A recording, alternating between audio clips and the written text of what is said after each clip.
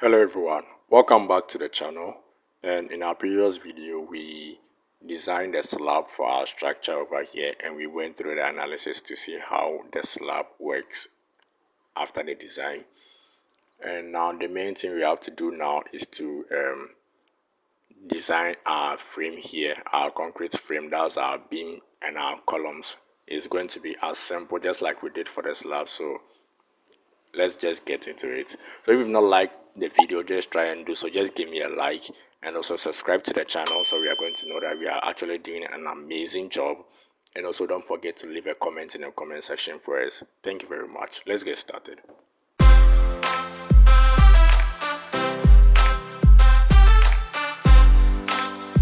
So in today's video, as I said earlier, we are just going to design this frame, our columns and beams, to see how they are working and to make sure they do not collapse under the loads we've given them, because collapsing this building just coming down is going to create a lot of injuries, probably gonna kill many people. But we are just going to make sure that that doesn't happen by designing our structure in a very perfect way.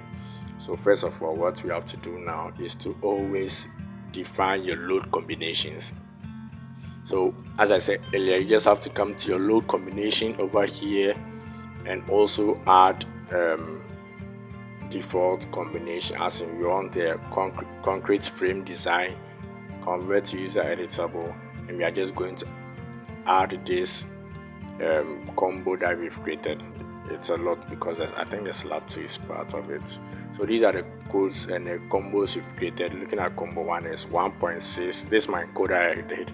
There's 1.4 dead, 1.4 dead, 1.6 live. So these are the combos we are going to use to design. And looking down here, you can see some ones containing the earthquake load: 1.0 dead, 1.4 earthquake Y, earthquake X. So all of these is just going to just make it good. So once you are done, just click on OK and you come. So as I said earlier, this was a concrete slab design, but this box over here is my concrete frame design. Just in case you're not finding these tabs over here, or maybe your icons over here are not showing, you just have to come to options and just reset default toolbars to show all of these. But if maybe your design tabs are not showing, you can also come to design over here and you are going to see your concrete frame design and everything will be here. But just to make it quick, I'm just going to come here, and just like the slab, we are going to revise our preferences. So this is the code we'll be using for our design, and these are just safety factor for steel, concrete. Everything is just going to be the same, and I'm just going to click on OK. Everything is okay over here. Then the next step over here is also to maybe give some rebar selection rules for your column. You want your smallest bar for the column maybe 12, and the largest bar maybe 25, or let me say 20, maybe 12, and for the ties maybe smallest should be 8, largest let's say 12, which is not going to be, but preferred would be around 10 mm. So everything, you can just specify all of these, specify everything over here. This is for detailing for CSMAC requirements, so this is for the non-CSMAC requirements. And you can just click on OK. Minimum spacing, you can just specify all those over here. Maximum spacing, all those over here. And also you can just come to, for the same thing as the beams, you can do for the columns based on your rules you want it to give. And these are select design combos. So these are the combos I'm going to use for my design.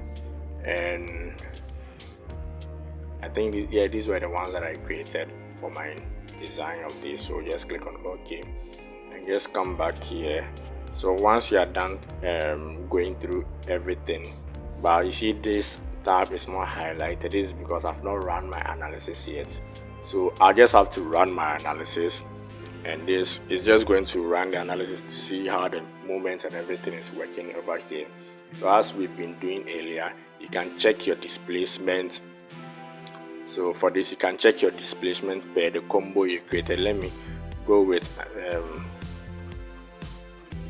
think combo 1 was 1.4 dead. Let me go with Okay, this is my combo that I created, 1.4 dead, 1.6 live, and I'm just going to apply over here, and you're going to see your maximum displacement over here to be 23.88 mm, which is okay, because to check your deflection you can just go through a quote to know how to check your deflection. Probably when it is mostly around above 30 something millimeters, and you know that there's something wrong, not wrong per se, but you just have to do an initial design to know what you should be getting in your design. So when you're not getting that in your design, you can say that maybe there's something wrong in my modeling that I've done. So just go through all of these. So these are just the combos to see your maximum displacement downwards over here. So I can just close this. You can also check here to see your movements in the frame. So looking at this, I can place this in the elevation view for you to see the movements in this beam, the sagging movement over here, the hugging movement at this support. You can view all of these. Also, we have the shear force in this. You can see the shear force in the beams and also in the columns as well. Axial forces, the axial forces will mostly be in the columns. These are vertical inner forces over here, so they are all in compression over here. So you can just view all of these. I can just close, and once everything is just making sense to you, you can just go ahead with designing your structure. So as I said earlier, just giving your combination and everything. Once everything is done, you can just start your design and just run the analysis. So you can see the yellow bars just moving through the structure, designing every element in the structure, as in the beam, the columns and everything. So once it's done, you're just going to see if maybe some of your members, all of them are passing, some of them are failing. You're just going to know all of that. So let me place this in a 3D view so you just have a clear view of how it's going to look like. So this the results the app gave me after the analysis of the structure, and I can just come back here to view. So verify all members passed. So this is okay. So all concrete frame passed the design check.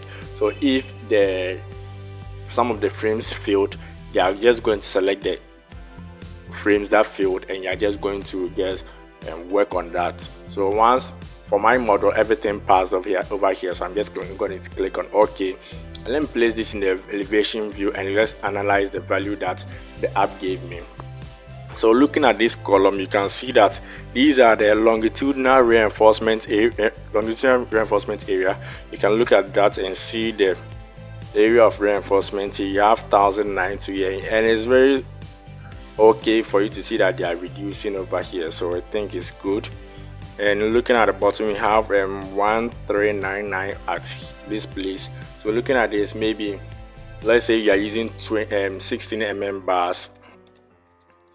So 16 mm bars, the area of one bar is around 201.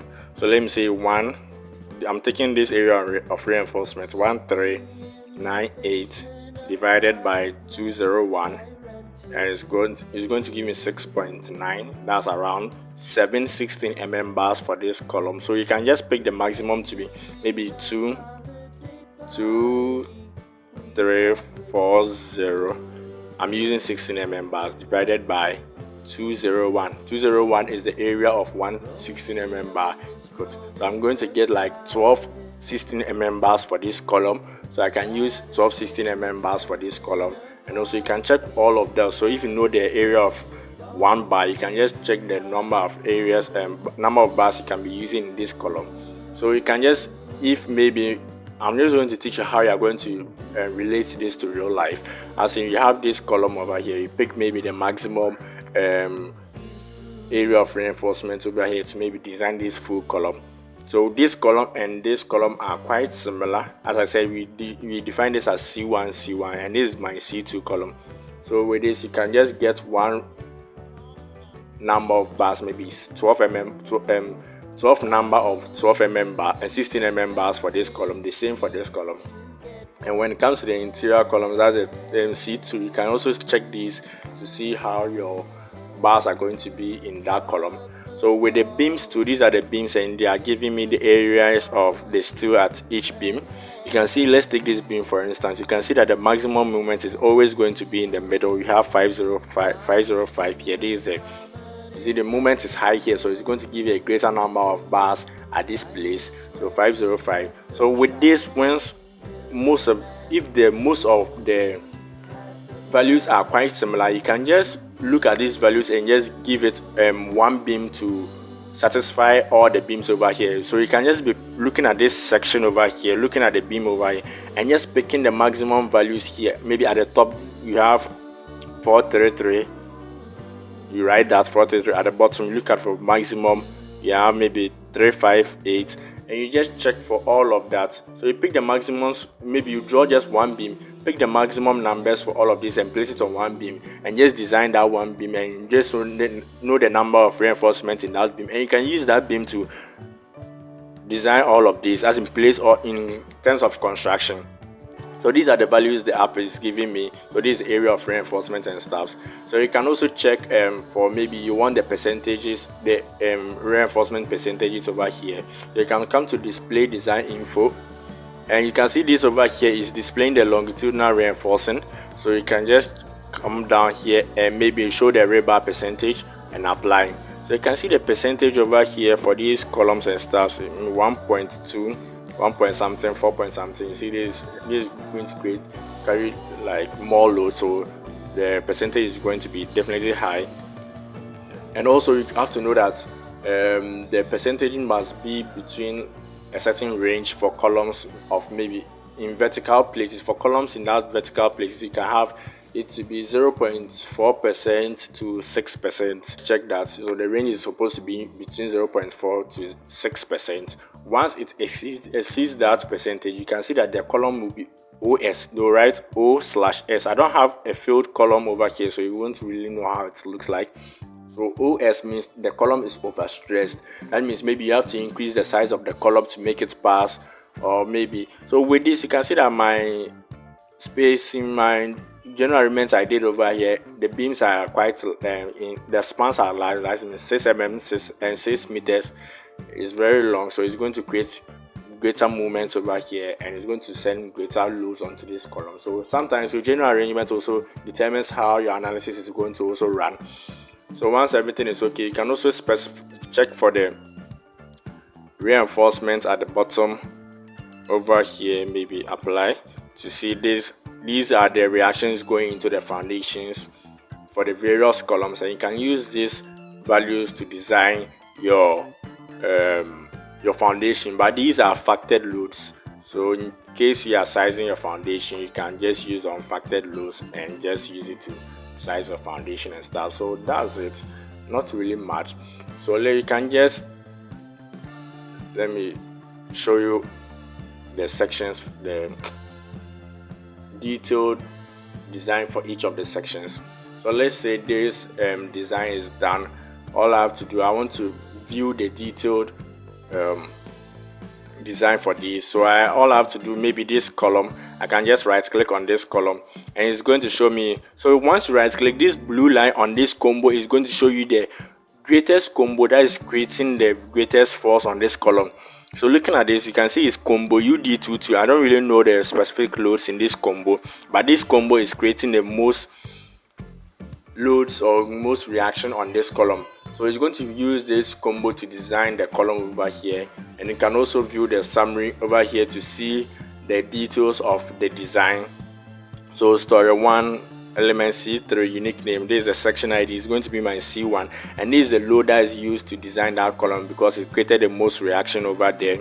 You can see the section properties here, 300 by 300 column, and the material properties 30. This is a FCU of the concrete, this is the elasticity, and we have the design parameters over here. So looking at this, we have axial force and biaxial moment for this. So this is the design axial force on that column, that's the 2000 something, and we have the moment and everything over here, and we have the rebar area to be that 4263, and we have the rebar percentage to be 4.74. So these are the detailed outputs for that section.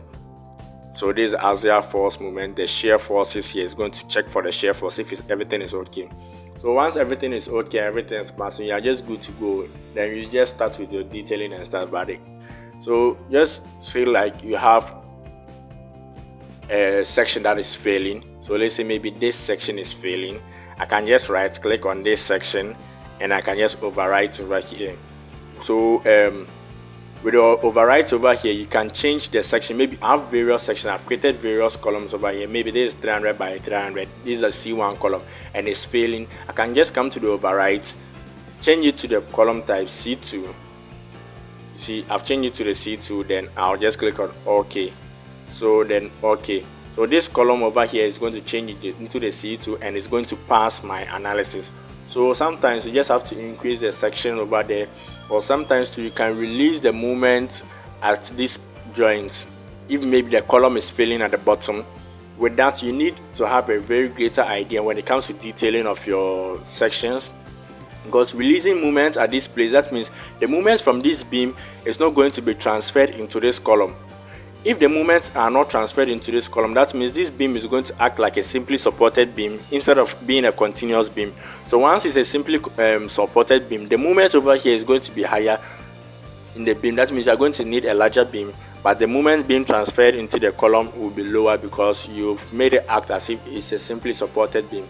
And to do so, you just have to curtail the bars in such a way that the bars from the beam does not really penetrate the column, or it needs some form of required skill of detailing, so it's not really advisable to be using that movement releasing. So for that, you just have to select this point and just come to assign frame. My section is locked, so you not really see, so let me unlock this. Yes, maybe select this point, assign frame, partial release. I'm going to release partial fixivity, and you can just check these boxes and just release the movement at this joint. Once you release the movement at this joint, this beam is going to act like a simply supported, and the movement transferred to this column will be 0 or maybe minimal, but this beam is going to carry maximum movement, and that means you're going to need a larger section for this beam. If it fails, this beam fails. So that's it on how to design your structure. Not really hard. So once you are done with the design and everything, you can just go ahead with detailing to know how each of the section is going to look like. And also, I think we will need to design our shear wall to take our lateral load. So that's it for today's video. Don't forget to like and also subscribe to the channel to make sure that we are doing a very good job. So thank you.